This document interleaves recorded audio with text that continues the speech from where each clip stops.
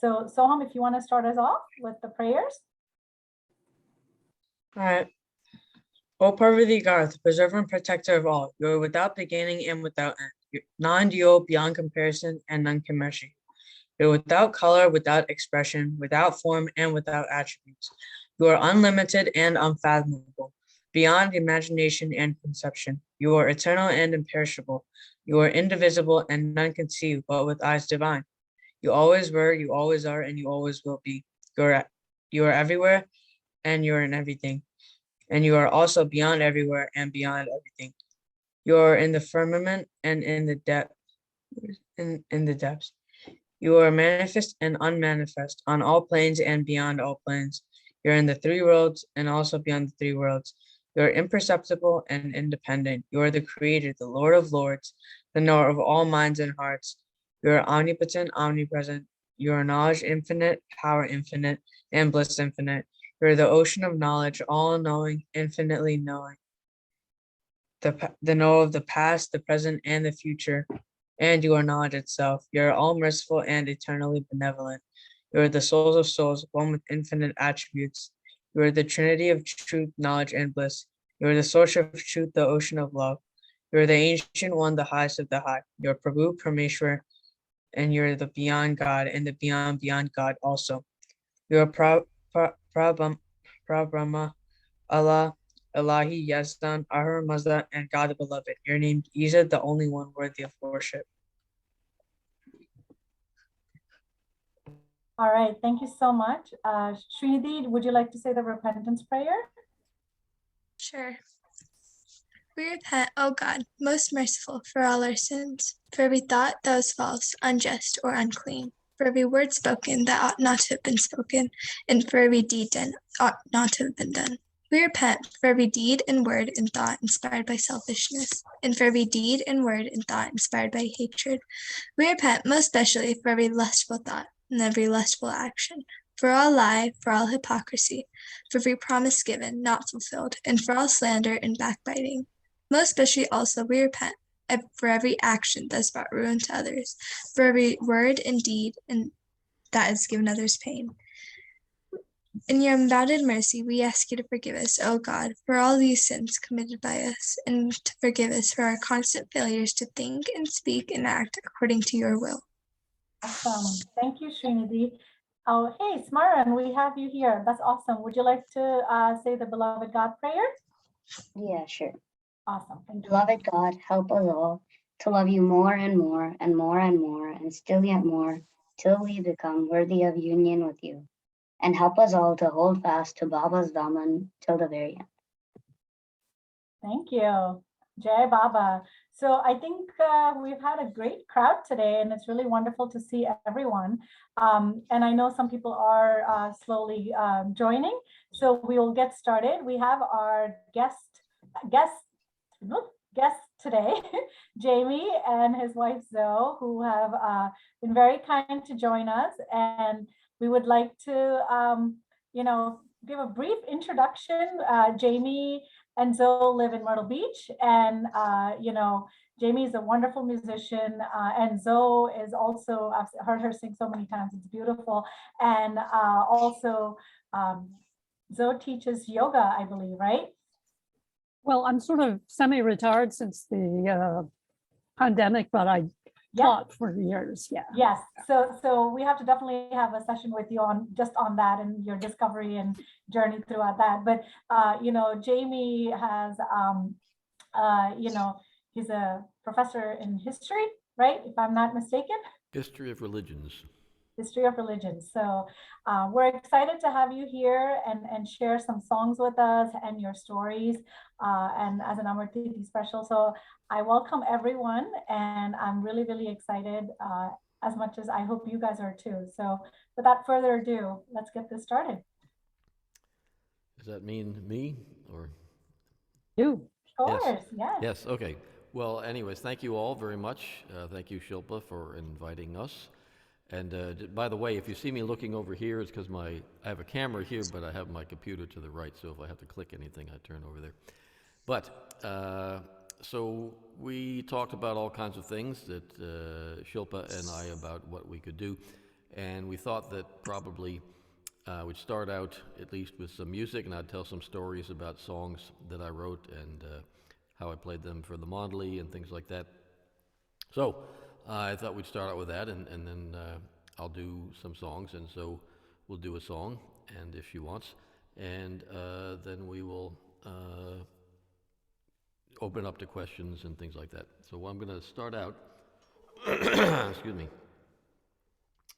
When I was, 24 years old, I went to India for the first time and had the great privilege to meet Meher Baba's Mondley. So many of them were still around. This was 1979, and in November of 1979, and I was able to, of course, talk to them and listen to them and just get to know them as people and how they were.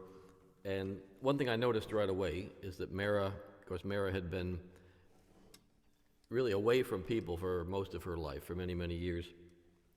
And especially men, she was only surrounded by women, and then all of a sudden there were all these people who would come to the porch to see her and sing for her. And I noticed immediately that, first of all, she liked the music because it took the attention off of her. She was very shy.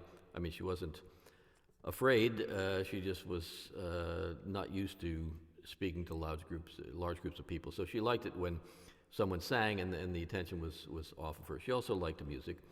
And I noticed that she liked songs that were sing-alongs, so everybody could sing together. And she also liked songs that had Meher Baba's name in them. And armed with this knowledge, one afternoon I was actually working, just volunteering at the trust office with Bal Natu, who's another one of Meher Baba's Mondley. And while working, this idea just came into my head, and I wrote this song.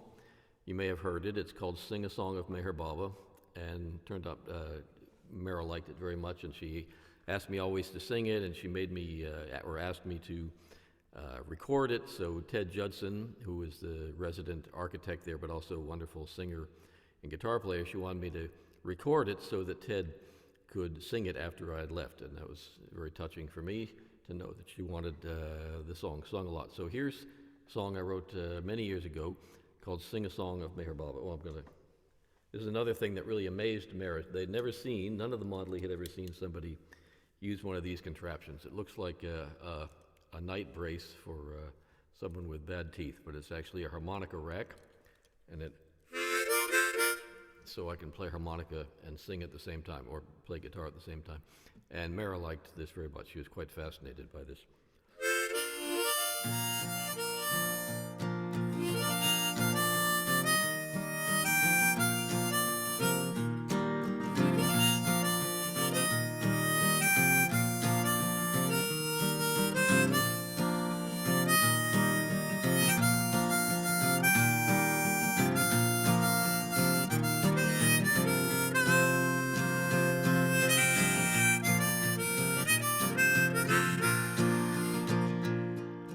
Sing a song of Meher Baba, sing of the joy his magic touch of love will bring.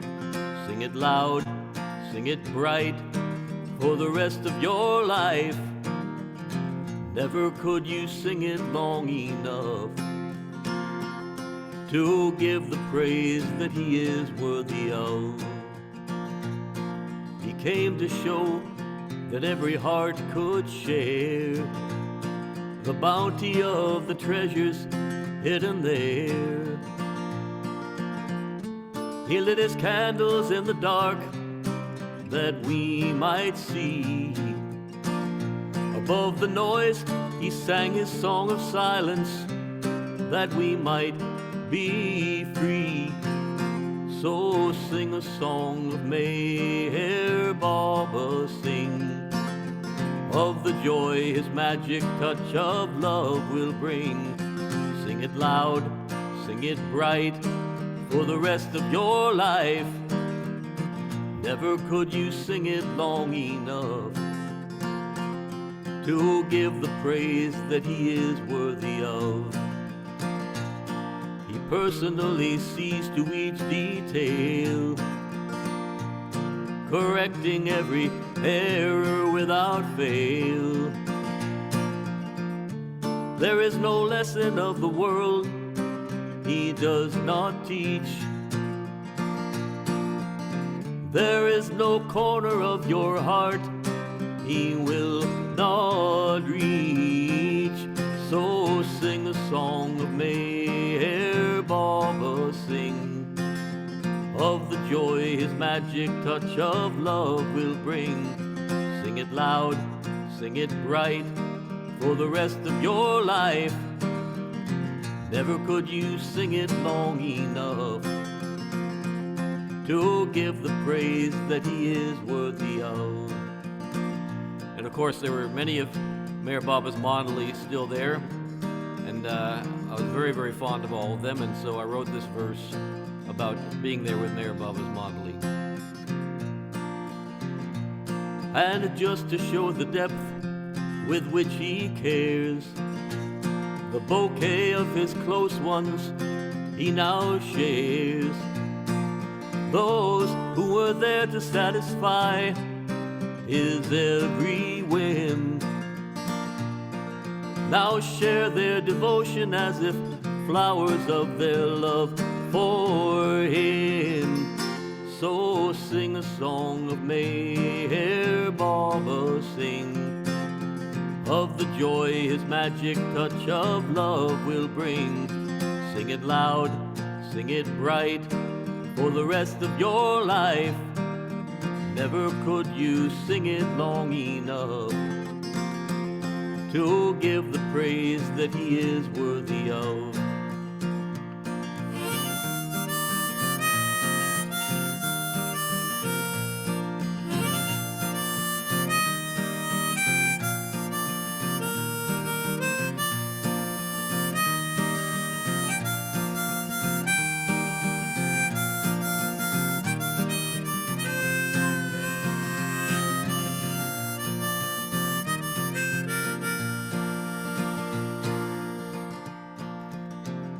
Morning the birds sing out his praise. In the night the crickets chatter of his ways. Shall we not shout his name aloud while we have the chance? Shall we not share with all the world this divine romance and sing a song of Meher Baba, sing of the joy his magic touch of love will bring. Sing it loud, sing it bright, for the rest of your life. Never could you sing it long enough to give the praise that he is worthy of. Never could you sing it long enough to give the praise that he is worthy of.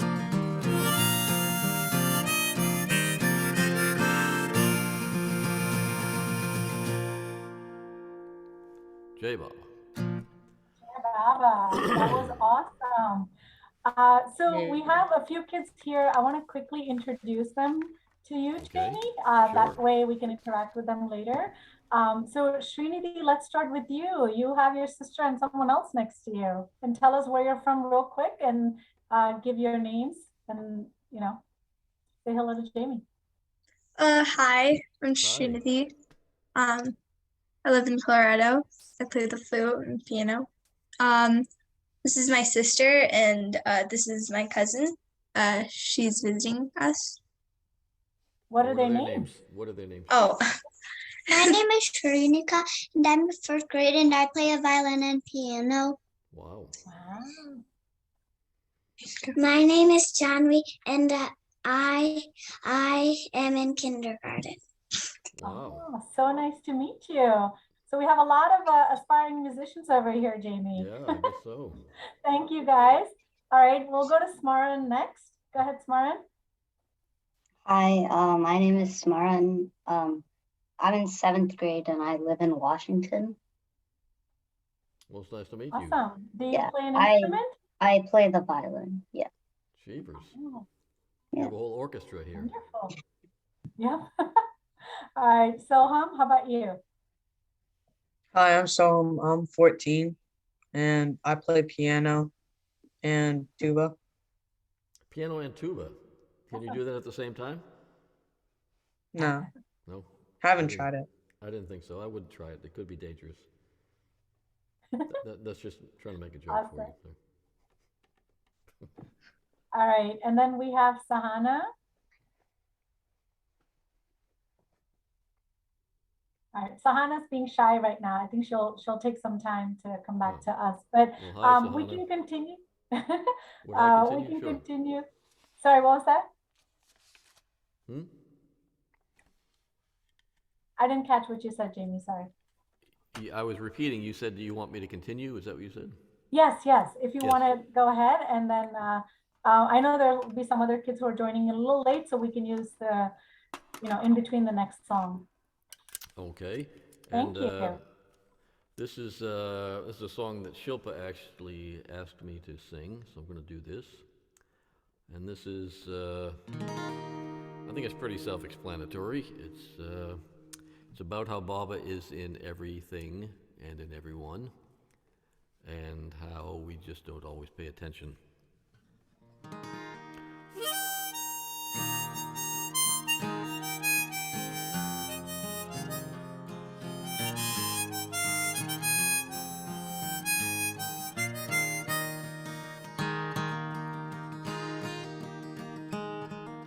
I am a lonesome puppy dog beneath your window in the night.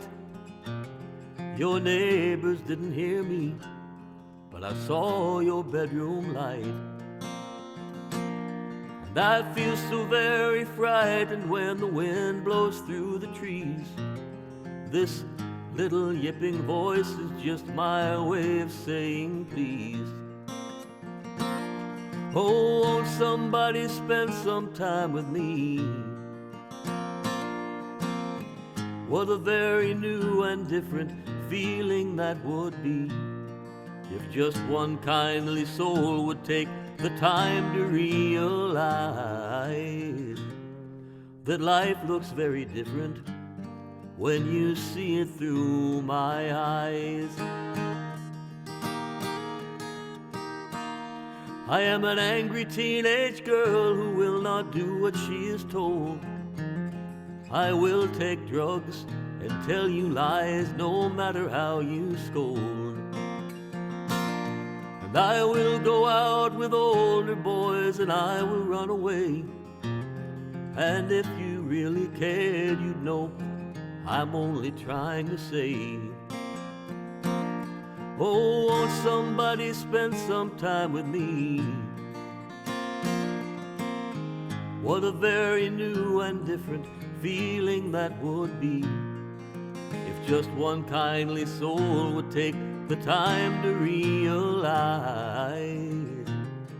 that life looks very different when you see it through my eyes.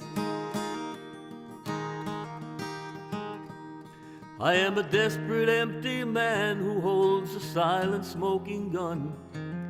When you read your evening paper, you'll be shocked at what I've done. For the last time they arrested me, I tried to tell them so, but they refused to listen, and then they let me go. Oh, won't somebody spend some time with me? What a very new and different feeling that would be, if just one kindly soul would take the time to realize that life looks very different when you see it through my eyes.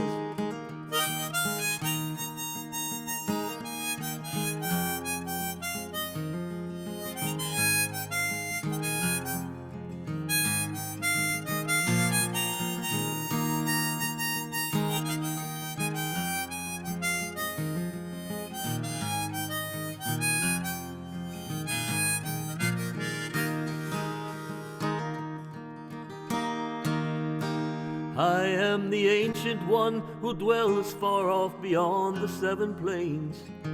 I will remove all of your suffering until only love remains. You will find me in the laughter of the children as they sing, in the tired and in the hungry, and in every living thing. Oh, won't somebody spend some time with me? What a very new and different feeling that would be, if just one kindly soul would take the time to realize that life looks very different. Oh, life looks very different. Yes, life looks very different when you see it through my eyes.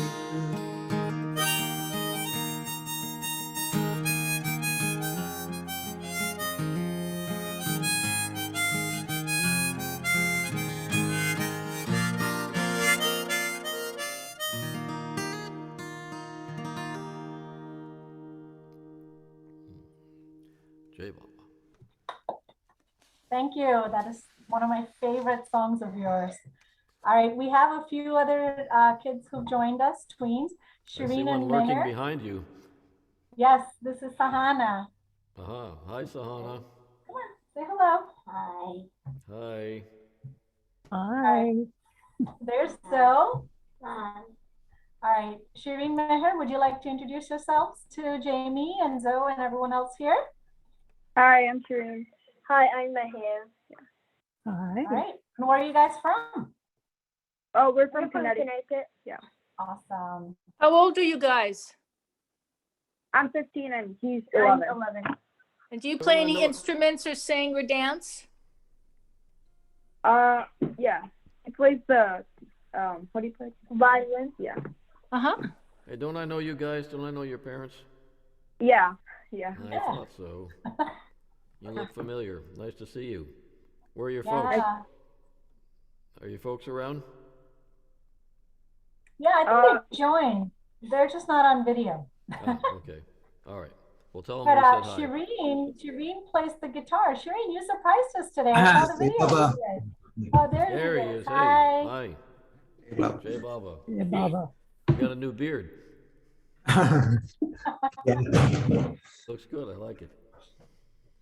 Thank So, you. Shireen, do you still play the flute? Jay Baba. Hi, Jimmy. Hi. Sometimes. Okay. Always. Yeah. All right. And Sahana, what do you play? I play the drums, like percussion, but I want to switch to clarinet next year. You want to do what? I want to switch to clarinet next year. Uh-huh. You want to play electric guitar or play rock and roll? I told her I see her playing, like she looks like a guitar person. I don't know why. I've attempted to play the guitar. We'll see. All right. Anybody else that I missed would like to introduce themselves to Jamie? I know it's actually a great turnout. I'm so happy that everyone's here, but also keeping time in mind. Maybe we can, go through a next few songs and then move on to further introductions. Sure. Maybe Zo would like to sing a song. Jay Baba. Jay Baba. Jay Baba. Jay Baba. Okay, well, I will sing a song. And I'll tell you, when I was 14, I met my first teacher, who was a yogi and many other things. He was just starting then a place called Ananda Ashram in Monroe, New York. And although he is no longer with us, the ashram is, and it's still a center for teaching Indian culture, dance, music, Sanskrit, as well as yoga. So he liked to sing, he played harmonium, and because of him, I learned several simple little, mostly Ram bhajans, as well as some Sanskrit songs. His name was Ramamurti. And so I And I had this little repertoire of Ram songs later when I came into Baba's contact, and I would sing them for Bauji, who loved them, and he and his wife both had a certain devotion to or connection with Rama. So this is one that says, in the mandir, in the temple, you're Ram. In the mosque, you're the light of Muhammad. In the Gurudwara, in the Sikh temple, you're Guru Nanak. But in my heart, and I changed it a little bit, so it says in my heart, in the temple of the heart, you're Meher Baba. Mandir mein tumhara ho deva, mandir mein tumhara ho deva, masjid mein Noor Muhammad, masjid mein Noor Muhammad, Gurudwari mein tum Guru Nanak, Gurudwari mein tum Guru Nanak, man mandir mein Meher Baba, man mandir mein Meher Baba, bolo Ram Ekahi Ram, sab milo bolo Meher Naam, bolo Ram Ekahi Ram, sab milo bolo Meher Naam. Mandir mein tumhara ho deva, mandir mein tumhara ho deva, masjid mein Noor Muhammad, masjid mein Noor Muhammad, Gurudwari mein tum Guru Nanak, Gurudwari mein tum Guru Nanak, mana mandir mein Meher Baba, mana mandir mein Meher Baba, bolo Ram Ekahi Ram, sab milo bolo Meher Naam, bolo Ram Ekahi Ram, sab milo bolo Meher Naam, mandir mein tumhara ho deva.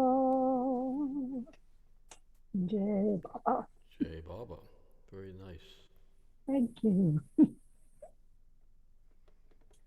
And That I is remember awesome. seeing this at the Samadhi, and people were like, what? Where did you learn that? Because it wasn't one that they knew. Yeah. Oh, that's awesome. All right. What would we like to do next? Jamie, do you have another song for us? Yeah, I have so many other songs, you have no idea. Yes, we'll do. Now, this is a song in, let's see, 1985. Zo and I went to India. This is our second or third trip, something like that. And I think it was third trip.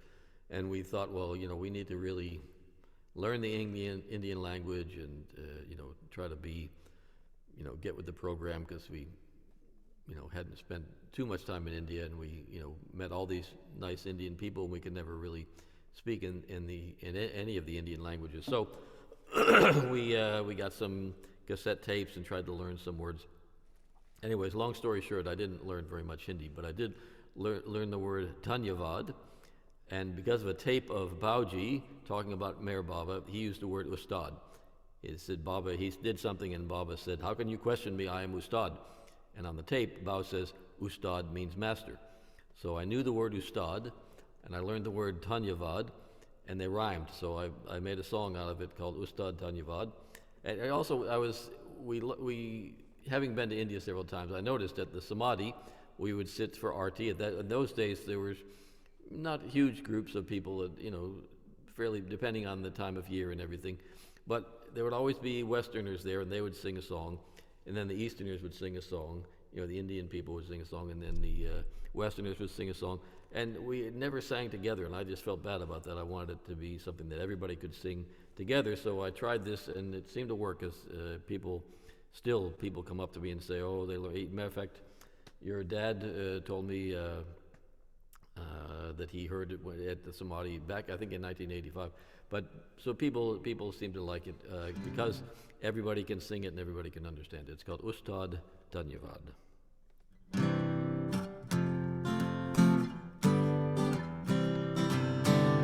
Ustad Dhanyavad, Ustad Dhanyavad, Ustad Dhanyavad, Ustad Dhanyavad, Ustad Dhanyavad, Ustad Dhanyavad, Ustad Dhanyavad, Ustad Dhanyavad. Oh Meher, Dhanyavad Meher, Dhanyavad Meher, Dhanyavad Meher.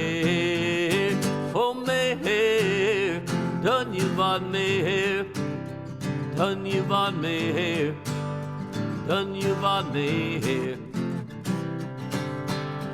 Hurmaz Dhanyavad, Hurmaz Dhanyavad, Hurmaz Dhanyavad, Hurmaz Dhanyavad.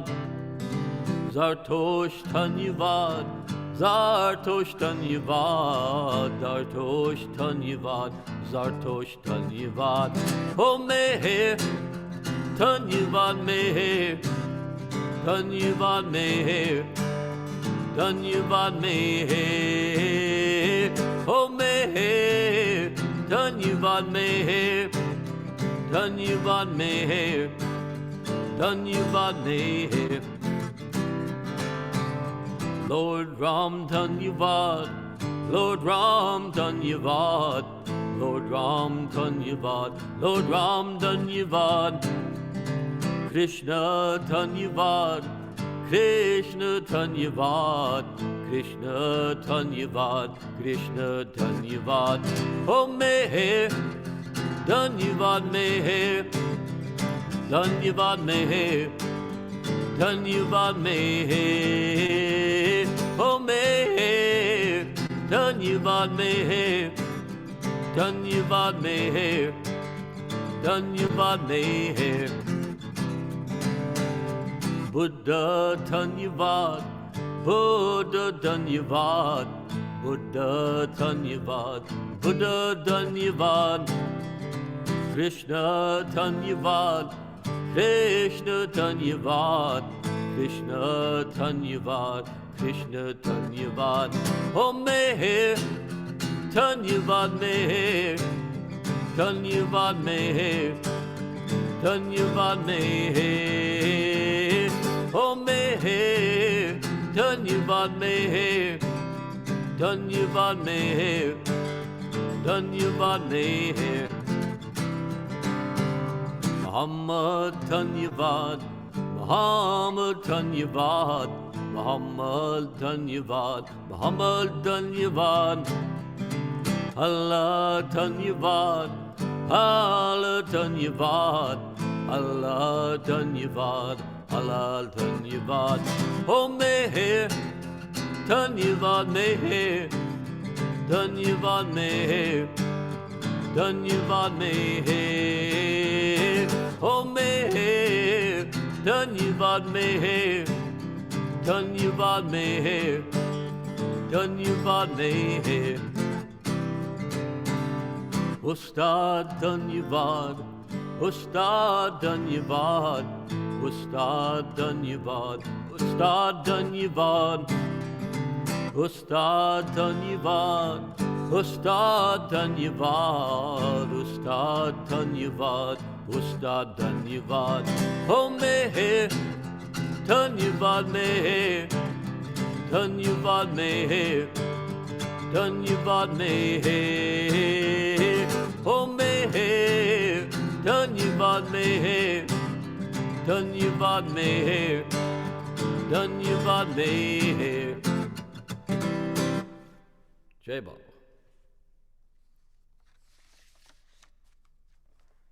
Jai Baba, that was awesome. Baba. So, you know, the first time I heard that Very song favorite was from one of my husband's cousin who sang it at the Samadhi. And I said, oh, this is such a nice song. But I had no idea you wrote it at that time. People, I remember when we lived in Nashville, a friend of ours went to India and came back.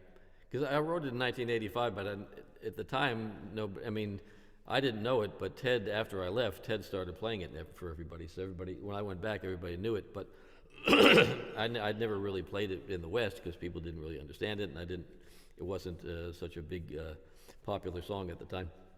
So our friend came back from India, and he said, oh, I've got a recording of this wonderful song. You've got to hear it. It's a new song that Madhusudan wrote. I said, really? That sounds great. And he played me everybody singing Ustad Dhanyavad, and I said, that's funny. It's funny, I wrote a song just like that. Oh, that's awesome. So, Jamie, I know we were going to talk a little bit about, you know, your journey, etc. But I want to ask you, like, what inspired you to become a musician, you know? What inspired me to become a musician? Let's see.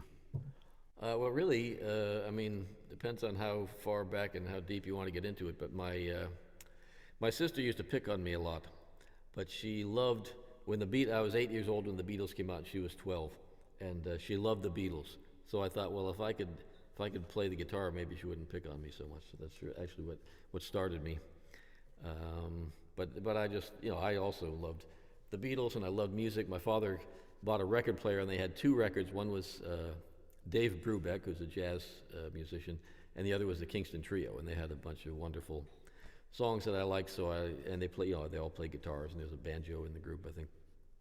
So I really liked that. And then, of course, as I said, the Beatles came out, and I started listening to rock and roll, and yeah, just went from there. At first, see, I had injured my arm when I was a little boy, and I couldn't make see, you notice I play left-handed. Usually people play with the guitar, they make the chords with their left hand and they strum with the right hand. Yeah. But I could never because I injured my hand, I can't really straighten out my fingers. My fingers aren't dexterous enough to make chords. So eventually, getting back at my sister, I took her guitar and I strung it backwards. And I figured I got in a lot of trouble for that, but I figured out I actually could make chords that way. And eventually I got my own guitar and I played that way. But I originally played drums. I played drums for many, many years because I thought it would be therapeutic for my arm. And it was, you know. I played professionally and studied. Matter of fact, I studied with a man who was a drummer for Dave Brubeck, which was ironic. But yeah, so I was a professional drummer for many years, and then I always wanted to sing and write songs, so I kind of did that at the same time. But I didn't get as much work early on as a singer and guitar player because I was just well known for playing drums. So that's part of the story. Didn't you tell me once that your teacher in school told you not to sing because your voice was... You know, Bao used to have this expression that he would say that someone would sing before Baba, and out of tune he would just go. And that was me. Out of tune, I would just go. And I was sang very loud and very out of tune. And the teacher said, Jamie, please, you know, just move your mouth, but don't sing. So, but I overcame that handicap, and and the thing about it is two things. Any instrument, if you love it, you'll do it. See, any instrument, you have to anything in life. If you want to be a real estate agent, or if you want to be an accountant, or if you want to be a musician, you have to do it a lot. Mm-hmm. And the more you do it, you'll just naturally get better. Now, people look at that as, oh, that's hard work, I don't want to do it. But if you love something, if you love playing music, if you love doing, if you love barking or anything like that, making noise in the background, if you love it, you'll get better at it all the time. So you'll do it. See, if you love it, you'll just do it a lot. You do it a lot. You do it. And it doesn't feel like work. It doesn't feel like you're practicing. You're doing it because you love it. And that's how it was for me about music. I wasn't very good when I started out, but I just loved it, so I kept doing it anyways. And I don't know. Anyways, I got to wherever I am in skill level now because I just loved it and did it all the time. Sorry, that was Sahana looked at me and she goes, Mom, because it's something she hears from me all the time. No, and Sahana, I did not ask Jamie to say this. Just to keep the record straight. Oh, does she think that I was telling her to practice? Is that the... Probably. No, but listen, here's the secret. I said if you love it. If you don't love it, it doesn't matter how much you practice, you won't get very good at it. But if you love it, you'll do it because you love it. So there's no I'm not siding with Mom here, although I'm not against her either, but I'm not siding with her on that. Saying anything you do, if you love it, you'll do it a lot because you love doing it. So the thing with Baba, you'll remember Mayor Baba because you love him. So if you feel this affection for him, you just want to think about him and be around his people and his ideas and his words and his pictures, and then you just naturally remember him. It's not hard work to remember him because you just love him and you want to remember him. So Jamie, I know you just brought up the story, right? Of the incident about your childhood. Do you think this would be a good segue to kind of talk about it? How old were you at that time when you had the accident? I was 4 years old, almost 5. My birthday's in July 17th, for those of you who are taking notes and want to send me a card. July 17th, and this happened in around the 3rd of June, something like that, I think. And so I was almost 5, but I was 4 years old. Yeah, and I was, as I said, my sister picked on me a lot. We had quite a rivalry between us. And we were playing, but kind of roughhousing playing, and I ran down these stairs, and we had this door. I'd lived my whole life, pretty much, that I could remember, in this one house, and there was a porch, and there was one of these glass storm doors. You've all probably seen these glass, we used to call them storm doors, I don't know what you call them, but in the summertime, you take in the summertime, you take the glass out and you have a screen there, but in the winter there'd be a piece of glass to keep the cold out. And that door always, you just pushed it, the latch was always broken, and you just pushed it, and it would open. And so I came running down the stairs, running right towards this door, and I didn't know it, but while we were out shopping that day, my parents had been complaining about the door not being fixed to the landlord, and so the landlord had fixed the door.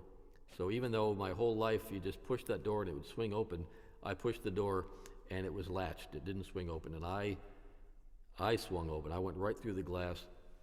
A piece of glass went right through my arm. I nearly bled to death. Literally, there was blood everywhere, and they cut my major artery in my arm. It cut all the nerves in my arm. And so I was hospitalized for a long time, and the doctors at first said that they were going to have to amputate my arm. And they did an operation that no one had been successful, or only very few people had been successful at doing this, where they had to sew the nerves back together. The nerves had actually been cut, major nerve in the arm. The artery was so bad that they just cut the artery off. I have no major artery in this arm. All the other veins and arteries expanded so that it could pass blood through. But the nerves, my arm was completely numb because all the nerves, the main nerve had been cut. But they were successful in sewing the nerve back together. One of the first times anybody had managed to sew people's nerves together, because they're very fine, very difficult things to put together. And my grandmother was a chiropractor, and she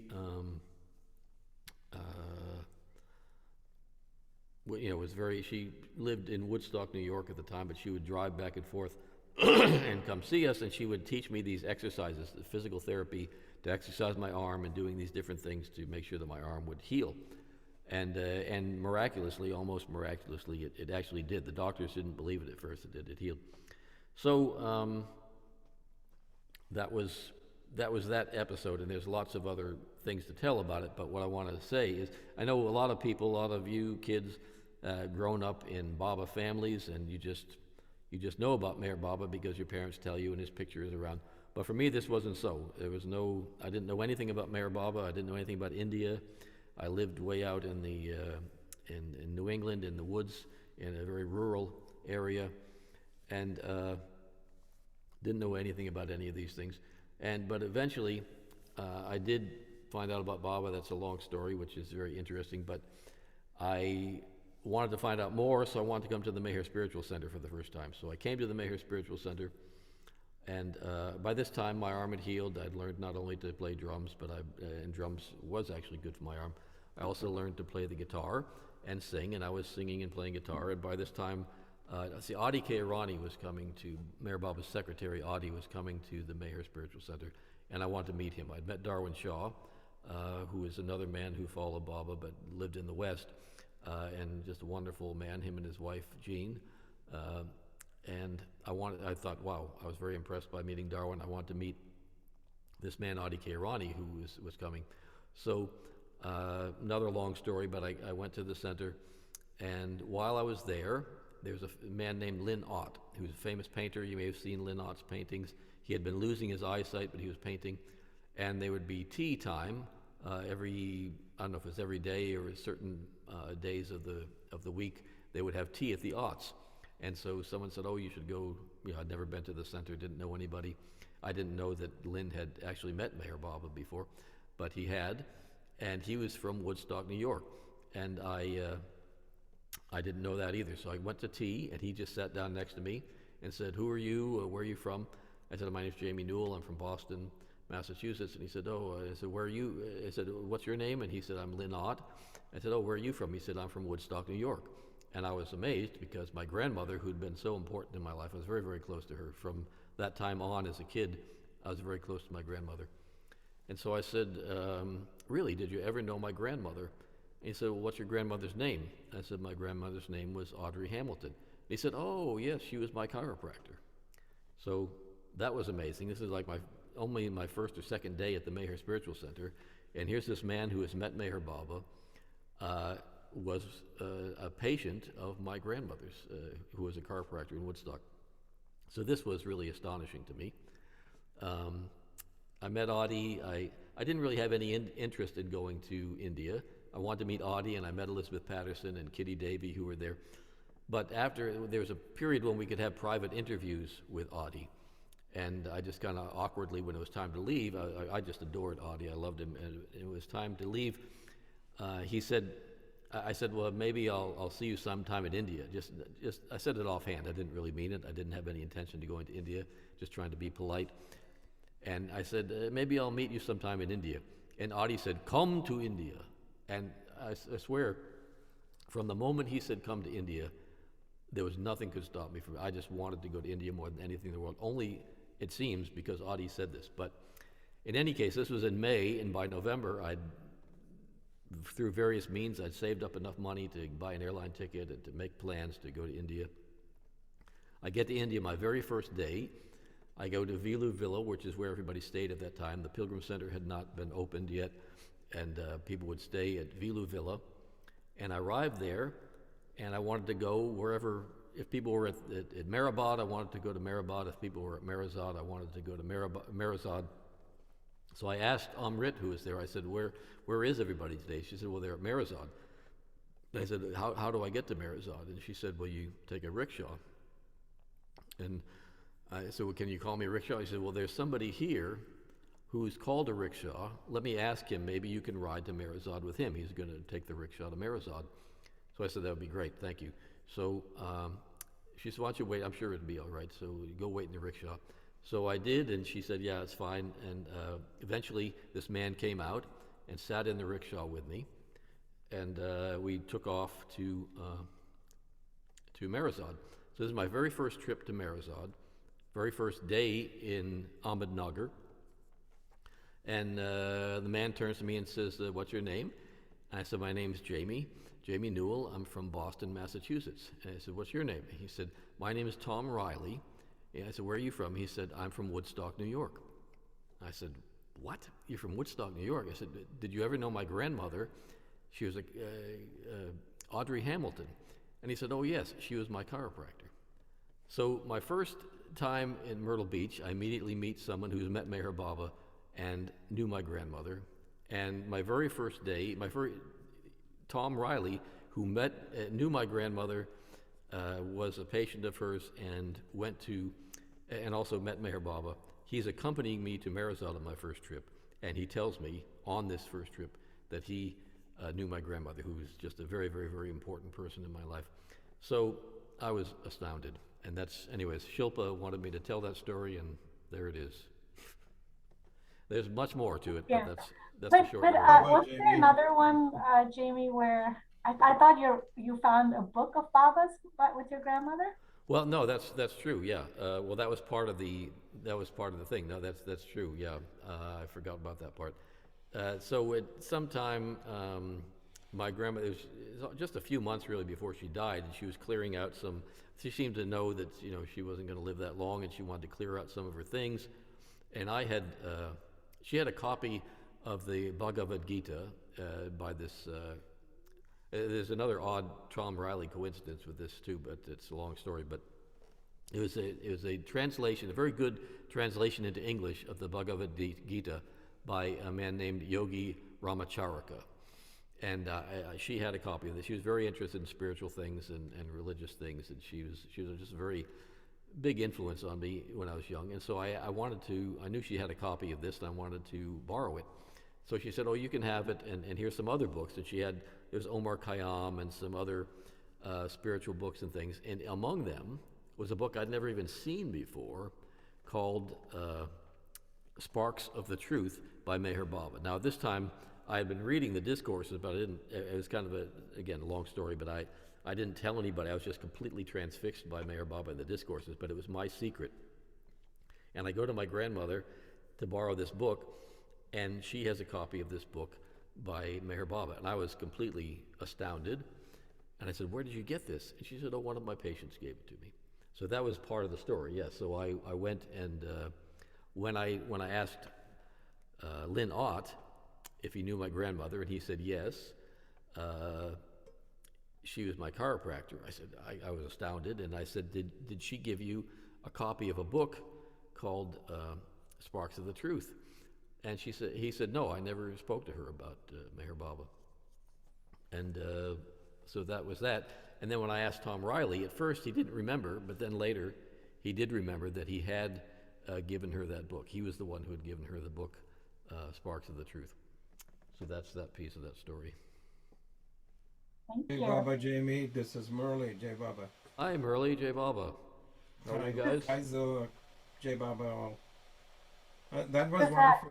Yeah, go I ahead. just wanted to ask you a couple of things, or if you remember. So, in terms of your singing, then back with Jamie's stories around singing songs, sitting in the evening around the Samadhi, Manjusha, you both and I were there, and then Jamie talked about taking turns, the people taking turns, and there was this little barging in approach from one Hindi song to the next, and then I know we were standing by the tree where people leave their sandals, and then suddenly there was this discussion saying, hey, hopefully they give us a chance, and then all of a sudden a little voice comes out, and this is a youngster singing Sab Mil Bolo. In other words, forget your squabbles about English or Hindi, but Sab Mil Bolo, sing Meher Baba, which was a very interesting little injection into that moment. Yeah, that happened quite a lot. Yeah, especially when it was crowded. Yeah, and now we have Hardeep handling it. Yeah, which is kind of interesting. Yeah, well, like a school principal. Yes, keeping it on. Yes, a priest. Yeah. I do want to ask, take a quick pause here and ask if anybody else has any questions with the tweens or anyone else here.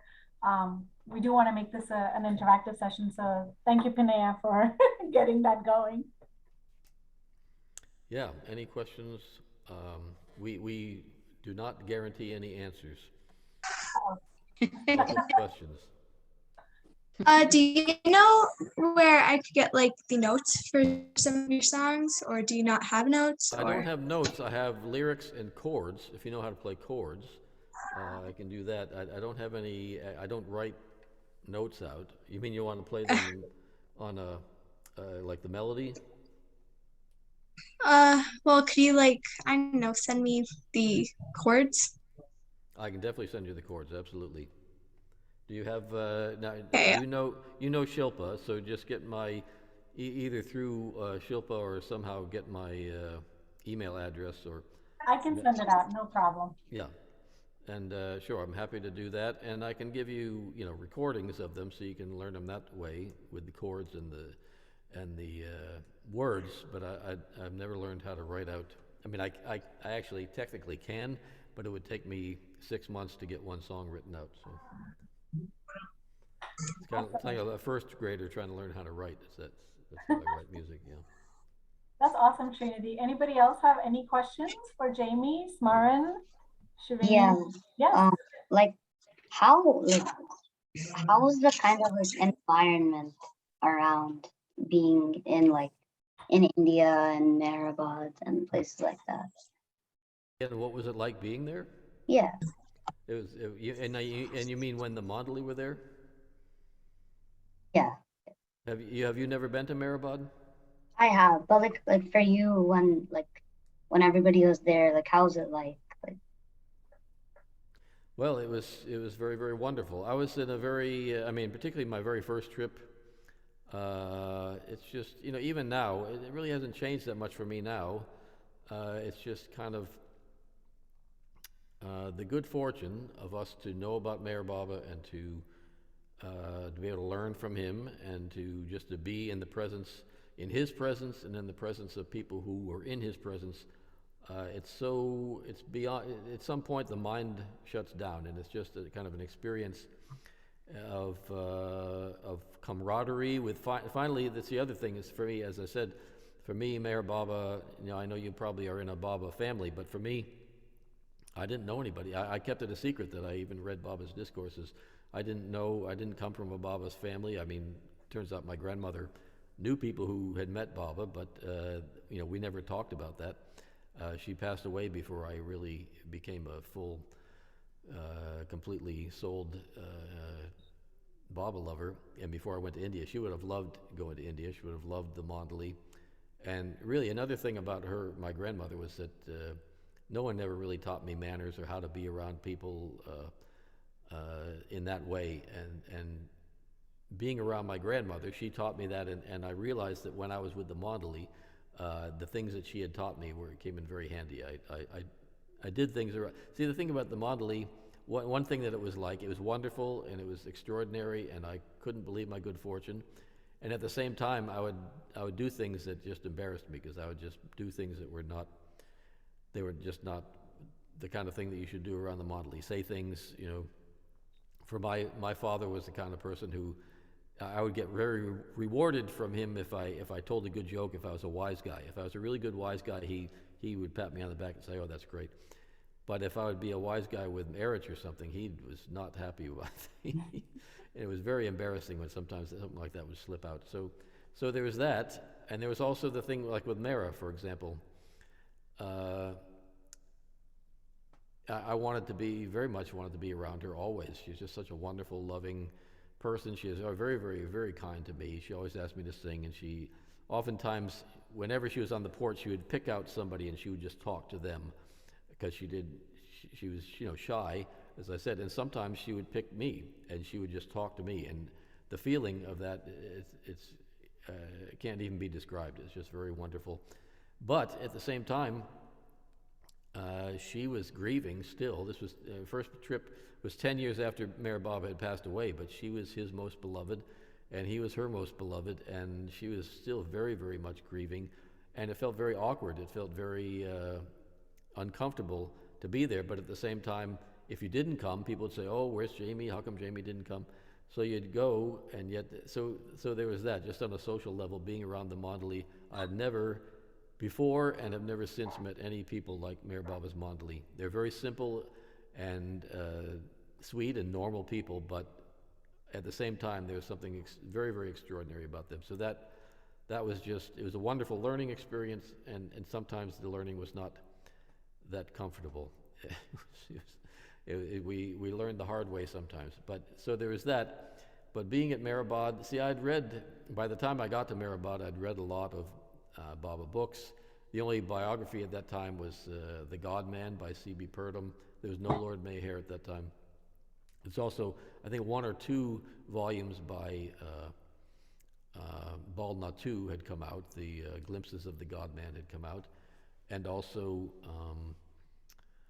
a book called Ramju's Diaries. So I'd read those things. So I knew a lot about things that had happened at Mehrabad and things that had happened at Mirzad. And it was just a thrill. It was just thrilling for me to be able to be in these places where these wonderful historical events in Meher Baba's life had happened. And at the same time, there was this great warmth and camaraderie from the people there. People like Pratap Ahir, who's a singer, who would just kind of be very kind to me and like my singing, and other people. At the Doonies, everyone get together, and you know, we all would be able to trade songs and sing at the Dooney, and I'd never experienced anything like it. The only time I'd experienced anything even a little bit like it, which would sound funny, but when I was a kid, when I was, I think, 8, 10 years old, I went to this 4-H summer camp, and the kind of camaraderie that developed at camp with people that I didn't know, but I felt I had this thing in common with. I felt that a little bit at Mehrabad and Mirzad, and one time I remember I had a dream, and in my dream I was at Camp Mehrabad. It was like a summer camp. It was Camp Mehrabad, and Erich was the camp counselor, and he had a whistle around his neck and, you know, a hat, and he would go around and being the camp counselor at Camp Mehrabad. But so it was a little bit like that. I don't know if that communicates to you quite what it was like, but it was quite wonderful. And it's wonderful just even remembering about it. That's a great question. We actually have 2 hands raised. Shaila Janti first, and then Zo. Go ahead. Yes? Jai Baba Jamie, Jai Baba Jai Zo, Baba. Jai Baba everybody. So good to see you all. Good to see you, Jai Baba. Jai Baba. I just want to know how and when you met Zo. Oh my goodness, that's a big story. But it's also a small story. We just, I had wanted to meet somebody who'd met Meher Baba. So I read these books and everything. First I read the discourses. I found the discourses in the bookstore, and I was just absolutely stunned by this. But I'm reading it, and I thought, how could anybody actually live like this? I mean, the way he lays everything out, and I said, thinking, well, it's a good idea, but who can actually live up to all that? So I wanted to read something about Meher Baba's life, and so there was a center in Boston, and I found a book called The God-Man by Purdom, and I read that. And then after having read that, I still was just astonished, as you'll hear me use that word a lot around Baba and Baba people. And I thought, well, I need to meet someone who's met Meher Baba. That's how I ended up going to Myrtle Beach. But the first person who was going to come to Boston for Baba's birthday was Darwin Shaw. I don't know if you all know the name Darwin Shaw, but Darwin and his wife Jean are just wonderful, wonderful Baba lovers and wonderful friends of ours. But I had not met Darwin before, and I wanted to meet him. I wanted to meet someone who'd met Meher Baba. I figured I was a good judge of people, and I wanted to. You at some point with Baba, you just say, well, this can't be true. This can't be real. It's just too wonderful. And so I was still in that kind of waffling back and forth. And also, I thought very much, I was very, very close to Christ. I'd found a Bible, and I was reading about Jesus, and I loved Jesus very much. And I felt this odd, I was trying to reconcile this love for Jesus with Baba. And unbeknownst to me, Darwin was the right person to meet, because I met him in a house that was, at one time, Steve and Daphne Klein were at this time, were the people who rented that house. They lived in that apartment. It was an apartment. And that same apartment, however, had once been the people who lived there were Alan Cohen, Rick Chapman, and Robert Dreyfus, and Baba would cable that house with that apartment. He would send cables to his 3 Boston babies, I think is what he called them, his Boston babies. And so in that house, it was, I was a musician. I was working at a wedding that day, but it was the next day. It was actually Baba's birthday, the 25th of February. And Darwin had spoken the night before, but I couldn't go because I had a job that night playing music.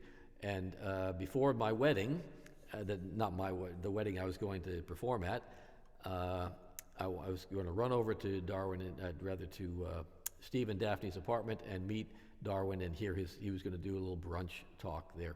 So I did that. I went over there, met Darwin, was blown away by Darwin. And as we were all getting ready for Darwin to talk, this very attractive young woman came and sat next to Darwin, and her name was Peggy Kuntz. We now know her as Zo Newell. And I was dressed in an orchid. I was about to get playing at a wedding, and I had this orchid polyester suit because I was going to. Black is a tuxedo with an orchid shirt, and everybody else they're all hippies and they were wearing dungarees and all this stuff. And here I walk in. Darwin and I were the only ones wearing polyester that day, and Zo is looking at me and saying, "What in the world is this guy up to?" So, anyways, that's the first time we met, and it went from there. But we met kind of at Darwin's feet. Thank you for sharing Zo can tell that. you more about that. Thank you, Jamie. That's awesome. Zo, you're next up for a question. Okay, thanks. Well, I had wanted to just to add to what Jamie was saying about being around the Mondli, was that they were so simple, sort of homely, in the Indian sense of homely. We think of them now as like, oh my gosh, they were the Mondli, and we're kind of in awe, and they deserve that.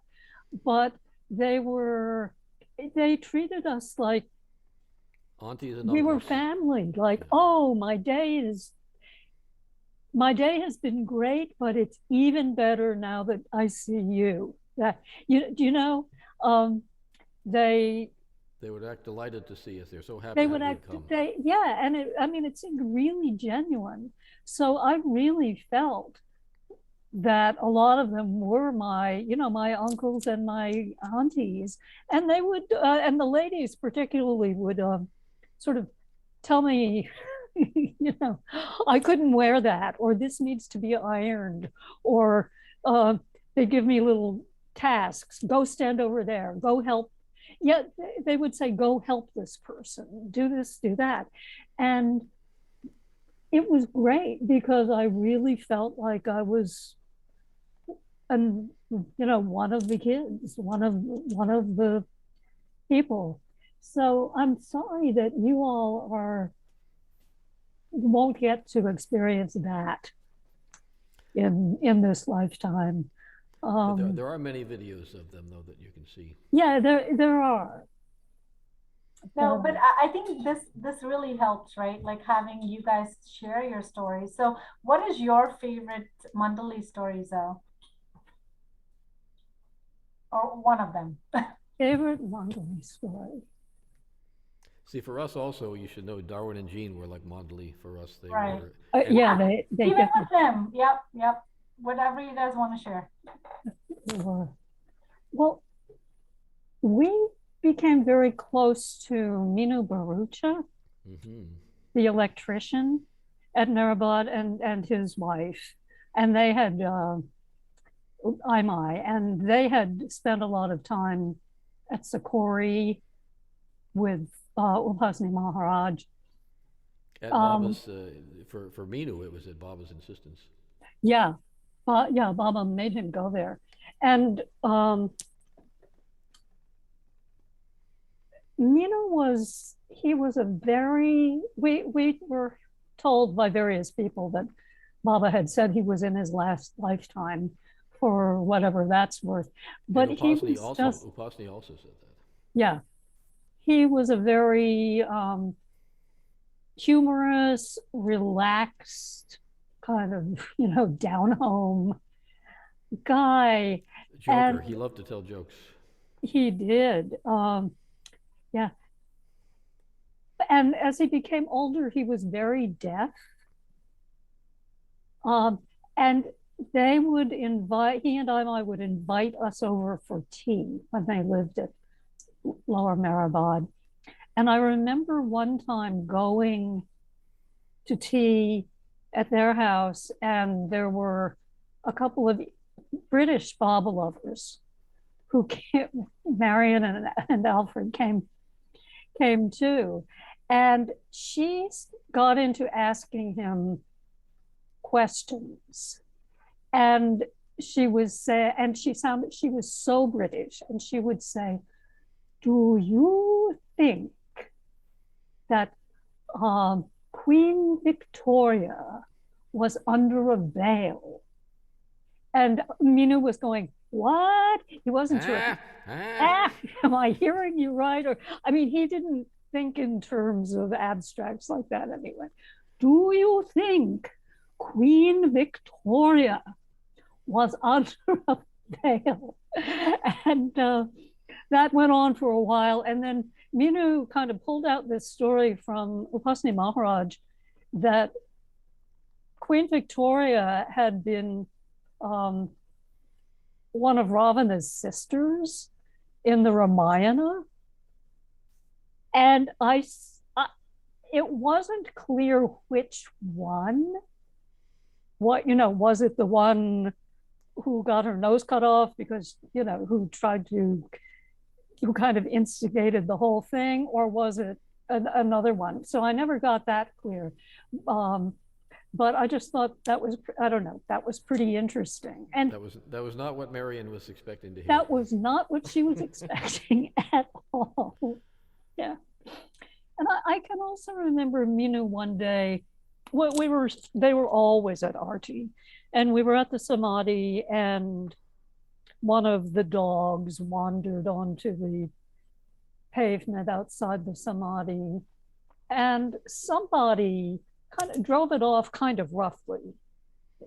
I'm not sure they kicked the dog, but they were not a bit friendly about getting rid of it. And Minu went over and just petted the dog. It mattered to him that the dog had had its feelings hurt, and he wanted to make up for that. And it was just very... He was a very sweet man, yeah. Yeah. He said, both Baba and Upasani said it was his last life. And he said to Baba, "So you mean," he was an electrician, he worked in the powerhouse in Nasik. And he said to Baba, "So if I go to the powerhouse and I grab onto the electrodes, finished?" And Baba became very serious and he said, "Yes, but that would not please me." That's awesome. Does anybody else have any questions? Sahana, go ahead. Come into the... Don't be shy. Come on, we're family. Yes. She forgot her. Oh, I think it was what year did you find out about Baba? What year did you find out about Baba? Like you actually like knew. Okay, what year did you find out about Baba? Now, are you asking me? Yeah. Loudly. Yeah. Yes. I first found out about Meher Baba in it was probably 1973, but I found his books in a bookstore. Actually, even before that, I was in a band, traveling, touring. We were doing tours around different places, and we were actually in Connecticut. And when we'd play at a nightclub somewhere, we would stay somewhere, someone's house, or the nightclub would put us up somewhere. And this time we were staying in someone's house, and I didn't know this person, and it was actually I think it was somehow related to the person who was playing piano in the band at the time. And anyways, we drove quite a while. I didn't know where we were, somewhere in Connecticut, and we stayed at this house. And in the bathroom, over the toilet, believe it or not, was the "Don't Worry, Be Happy" poster. And it said Meher Baba. I didn't pronounce it Meher Baba. I was trying to, I thought it said something like Meher Bebe or something like that. But I didn't think that it was, I didn't think that was the person. I thought it was like, at that time, people would have these posters that were kind of like memes. We have memes now, but in those days they'd have posters. And I thought it was just some person with this name, which I assumed was some kind of a spiritual person or something, like a yogi or something, said, "Don't worry, be happy." And then somebody found this picture of this guy with a really nice smile and put that together to make like a meme. I didn't know that it was Meher Baba. I just thought it was, I liked the poster so much because I was feeling kind of depressed at the time and it cheered me up. And I went, after that happened, I went around to all these different stores trying to find this Don't Worry, Be Happy poster. I thought they would just carry it in stores that sold posters. And I could never find it. And one day, I was looking, I went to a bookstore. It was on Newbury Street in Boston, and in Newbury Street, there's this famous music store where I'd buy drumsticks and guitar strings and anything that I needed for music. This was the place to buy it. It was very inexpensive, and it was the best quality, best place. They knew everything about music and musical instruments, called Wurlitzer. And so all the famous and professional musicians in Boston area would go to Wurlitzer. So I was going there, and I was buying some things, and across the street was a bookstore called the Tao of Books. And I remember thinking, maybe I wonder if they have that Don't Worry, Be Happy poster. So I went over there, and I asked the man, I said, there's a poster, it's a guy, he's like an Italian guy, he's smiling, he looks like a pizza maker or something, and he's smiling, and it says, Don't Worry, Be Happy. And he said, no, I've never seen that. So, but I was interested in books, and I'm always looking for good. At that time, I was reading the Dhammapada and the Bhagavad Gita and all these different things. The Tao Te King. One reason I was attracted to that store is it was called the Tao of Books, and the Tao Te King was one of my favorite books. So I'm looking through all these different books, and there's all these different spiritual books and different topics, and a lot of the books by this man Yogi Ramacharaka, which I mentioned before. And I actually bought some of his books. And I went way back in a corner, way down underneath, covered with dust, was these three books, and they had a band, a manila brown band around them holding the three books together. And I took them out, and I thought, well, this is interesting. And they were like hidden in the back, like they didn't want you to find them. And so I took one out, and I started looking at it, and it said Discourses on the front. This was Meher Baba's Discourses. I did not know this at the time. So I'm going through it, and I was just astonished. Just reading the table of contents, it's like everything you'd ever want to know about the spiritual path is in these books. I'm reading, and the first one had the table of contents for all three books, and I was going through, and I was just amazed, and I started looking through, and there's a picture of Baba in the front of each of the books. And I'm not thinking at all, I'd gone in there to find the Don't Worry, Be Happy poster, and I'm not thinking at all about that guy even being, I thought he was a pizza maker or some kind of Italian guy. And so I'm looking through, and finally one of the books, I don't remember which one it was, but one of the books, after seeing, there was one picture of Baba in each book, and eventually it hit me like I almost felt like an electric shock. I realized that this man in this picture, the author of this book, is the same man in this poster. And I got you hear stories about how the musts heard about Baba and they would try to run away. They didn't want, and I put the books down, I put them back, I became terrified. I was so astonished by this sort of synchronicity of all this that I put them back, and I just walked away and couldn't even believe what I was seeing. And in any case, I did eventually go back, and I did buy those books. And that's why I said I was kind of reading them in secret. And I carried them with me for a long time. We were on tour with bands, and I would carry them with me, and I never told anybody that I would just take them out. Sometimes just take them out and put them on my bed and look at them. I couldn't even read them. I was just so astonished by these books. Eventually I did read them, and as I said, I read The God Man, and I met Darwin and all that, and everything. And also a big part of that, in that process, I also found in a bookstore Narshwin's book, The Beloved, which is a wonderful, it had so many pictures of Baba. So that also played a big part in that whole process. But it was a long kind of process. As I said, I had already sort of made this connection with Jesus, and immediately upon making this connection with Jesus, all of a sudden, Meher Baba slowly seeped into my life. And so that's kind of how it happened. And meanwhile, all this time, at the same time, just about, my grandmother was being the chiropractor of these two men who had met Baba. So it's those kind of things make you think, well, there's got to be something else going on here. This isn't all, statistically, if you're a mathematician, statistically, it's all these compounded coincidences are just impossible. It's just amazing. So that may not be what you were looking for, but that is, I would say 1973 was when I first found those books, and it was in 1979 when I actually went to Myrtle Beach and went to India for the first time. I did go to probably 74, 75.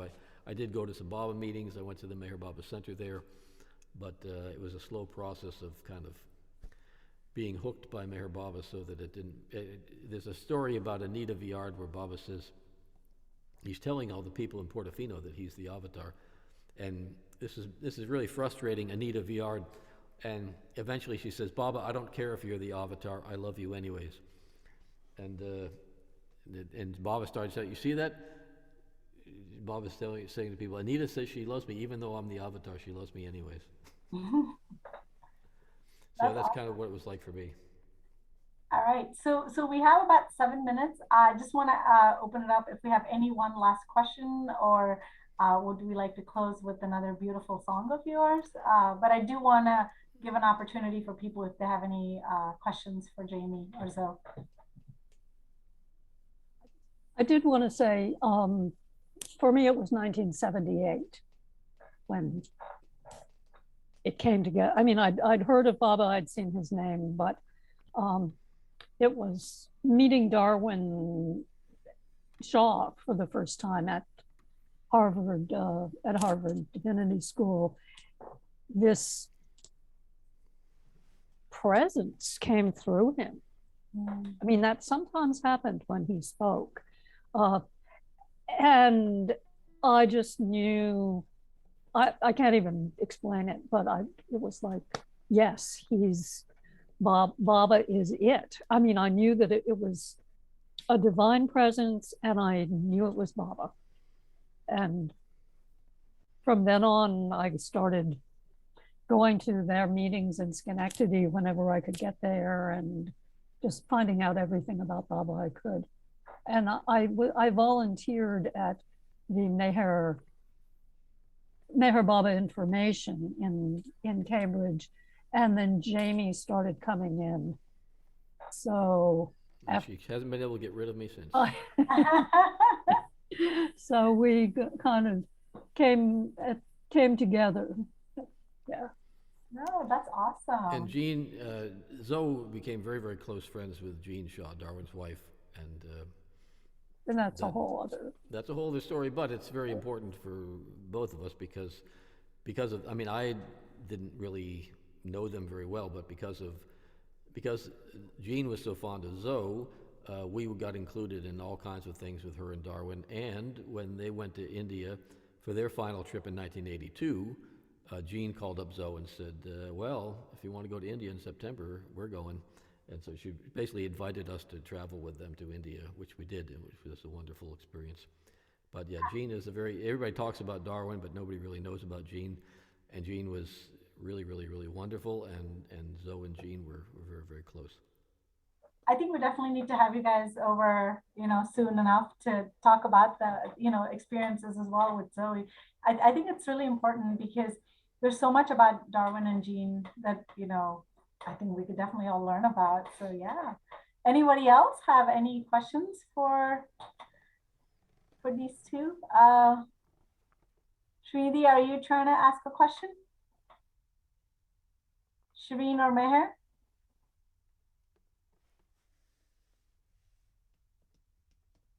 Soham? All right. We've got a quiet bunch over here today. Oh, right. Tony, you raised your hand. I am so sorry. I didn't see that. Go ahead, Tony. That's all right. I just want to say hi and how great it is to see you. I got here late, but I'm going to look at Tony tomorrow. Hey, Baba. All right. No, it's definitely wonderful to have you guys here. And honestly, one of our biggest turnouts, I think.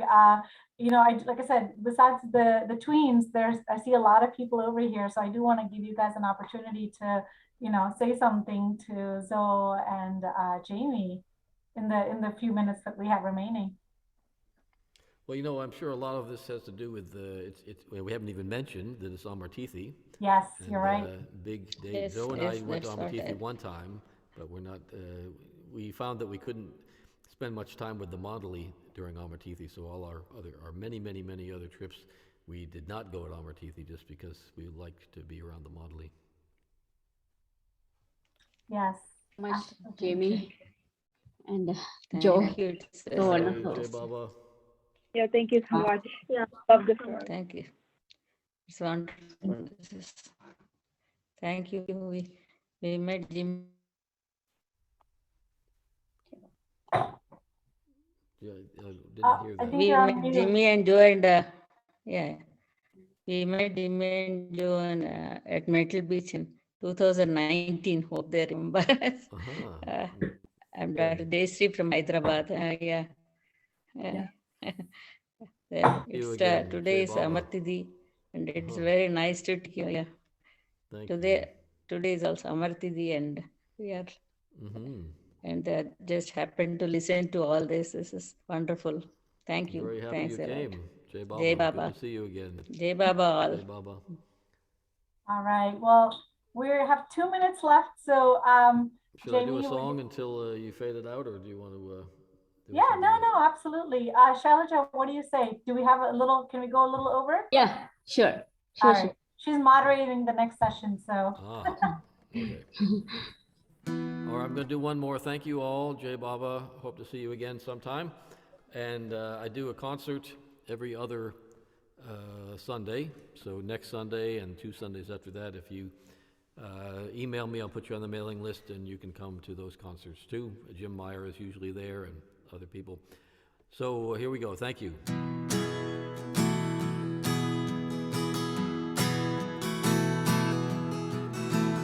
Looking in the mirror, it's hard not to see how far I've fallen short of all that I could be.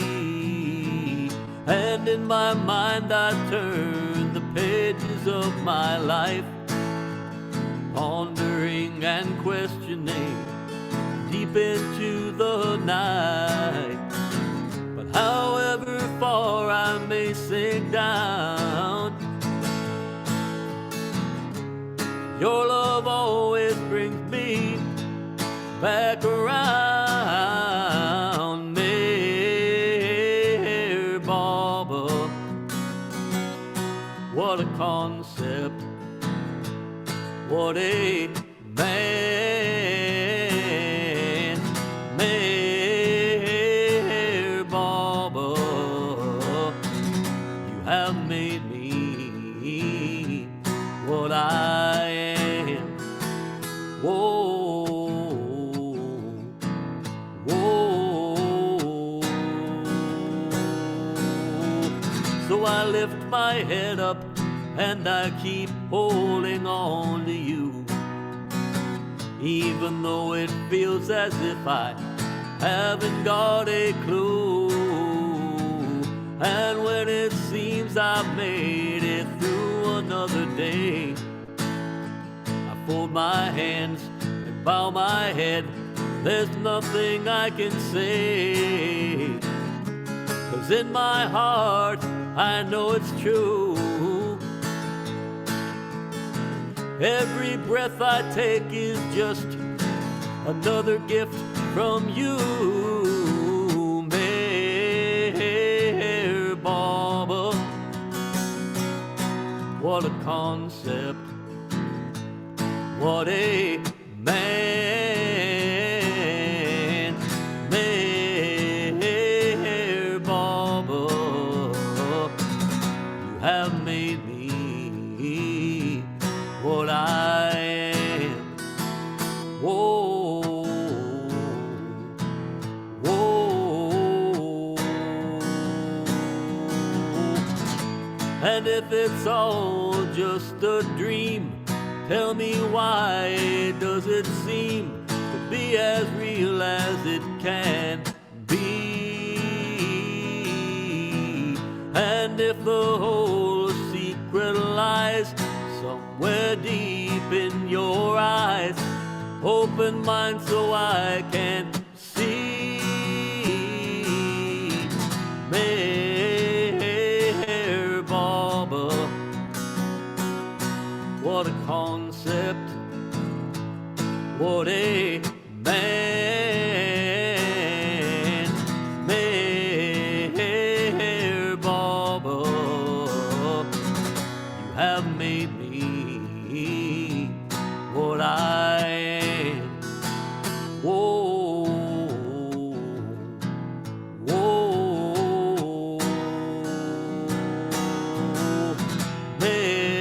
Meher Baba, Meher Baba, Meher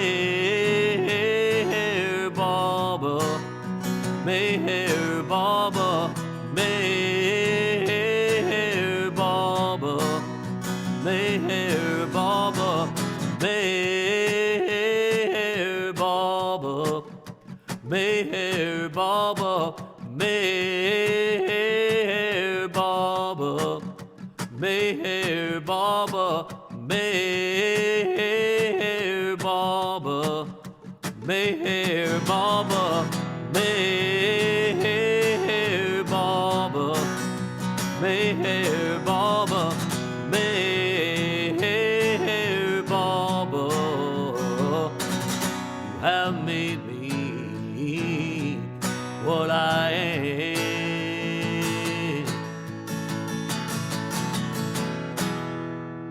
Avtar Mer Baba ki jai.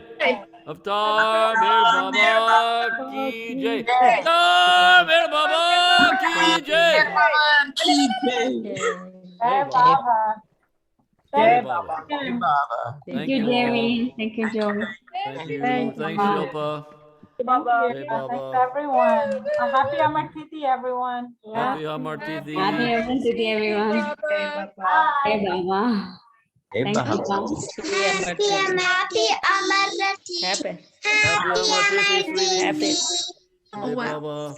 Happy Hi, Thank you for Maya. coming. Yeah, all the cousins. Hi.